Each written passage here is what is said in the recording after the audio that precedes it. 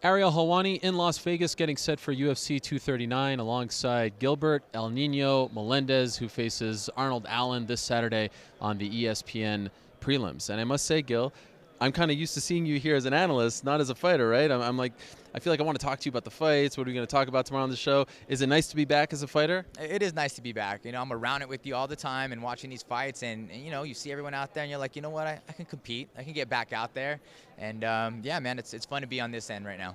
Since it's been almost 2 years since your last fight, like, do you get those? Do you feel like you're a rookie again? Do you feel because it's been so long between fights? I think there is some feelings that are, normal, and then some that are different. But no, man. I mean, I've been main events. I've been on a big stage. I fought for the UFC title twice. This is, it's nothing new for me. Nothing new for me. But it's cool to feel all these feelings again. Yeah. 17 years in the game as a pro. It's pretty amazing. Do you find that at this stage of your career, you're enjoying the process more? Are you taking a step back, smelling the roses a little bit? You know what? You hit it right there. I am. Yeah, I am. I think I've been going to work my last few fights. I've been going to work, and I used to come just to fight. And that's my mindset right now. I'm here just to fight. People have been telling me, hey, who you fighting? And, protect your brand, do this, or, what's next for you? Like, just a lot of, like, business involved with it, right? I put all that crap aside, and I'm not here as a businessman, what you kind of evolve in from a fighter to kind of a businessman. You have to. I'm not here as that. I'm just here as a fighter to fight. It's your second time that you're essentially booked against Arnold, right? They wanted you guys to fight in November, and the fight, didn't happen. Now it's happening. Are you almost tired of thinking about this guy? Because it feels like you've almost had maybe two camps for him. Yeah, no, I was never, like, officially booked. That was like a premature announcement on that fight, so I was a little disappointed that they even put that out there. I think it was like UFC Europe who did that, and not the UFC over here, and I never signed a contract for that. But I was gonna fight him, but some things kept me back from it. And but no, I'm not tired of thinking about it. I'm just trying to go back to the matchup they gave me. Like, I want to let him know I'm not trying to punk out and not fight you. I want to fight you, the guy that they wanted me to fight. So I said, let's do it. I'm ready now. I'm healthy. I'm ready to go. So let's fight. I feel like this has happened to you a couple times. I remember UFC 170. Didn't they put you and Khabib on the poster together, and that fight wasn't even close to done? Yeah, I do remember that. I do. That was some interesting times in my career and everything like that. Yeah, but I was definitely not. I would have.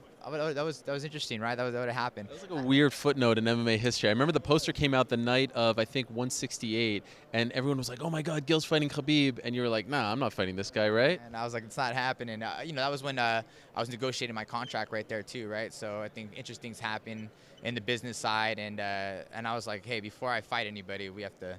My contract's expired right now, and I don't know if they were aware of it at that time. So yeah, but that tends to happen sometimes, doesn't it? It's a crazy game, this fight game, right? It is a crazy game. It is a crazy game.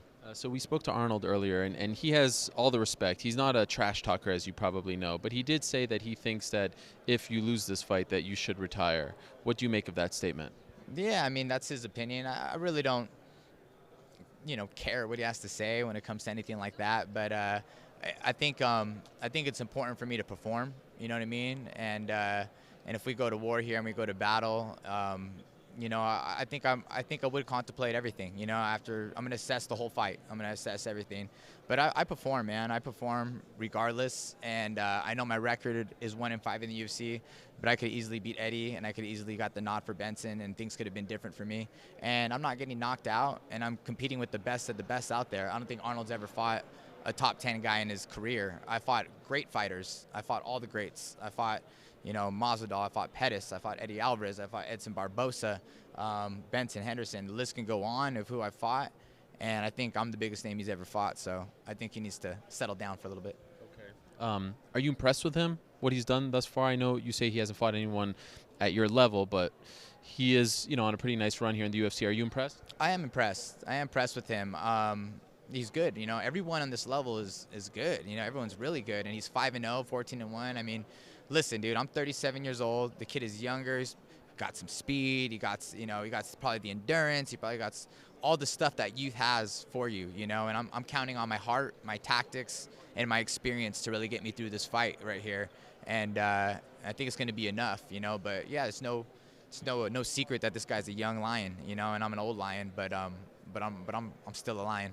More to that point, the guys that you came up with in the Strikeforce era, a lot of those guys aren't here anymore, right? The Josh Thompsons, your rivals, right? The Frank Shamrocks, all those guys that built that organization. You're one of the last of those guys left. Do you take pride in that? Do you take pride in now this new role, this new identity? Because I feel like for the longest time, you were the young kid, right? You were El Nino. You were the guy who was, fighting in another organization. We were all wondering how you do in the UFC, but now you're the vet.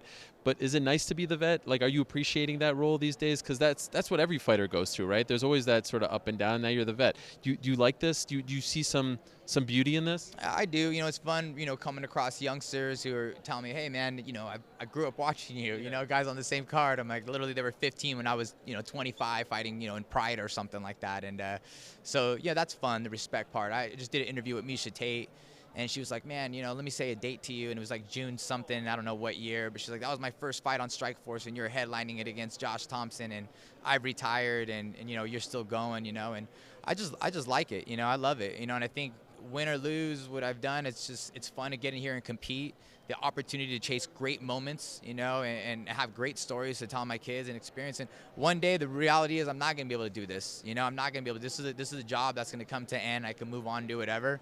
So I'm just excited that I get to do it. I'm blessed that I get to do it. I'm appreciating it right now. It's crazy you mentioned that. I think it was maybe June 24th or 25th, 2008. That's one of the first cards I ever covered in person, you versus Josh Thompson in San Jose. So, and I remember she fought Elena Maxwell, yes, right? Exactly. Yeah, you said it right there. See, I even got years on you, bro. You know what I mean? Years on you. You know what I mean? You were the first interview that I ever did. I ever got paid to do. You were going to fight in, I think, Japan, post-Pride. Was it maybe Yaranoka?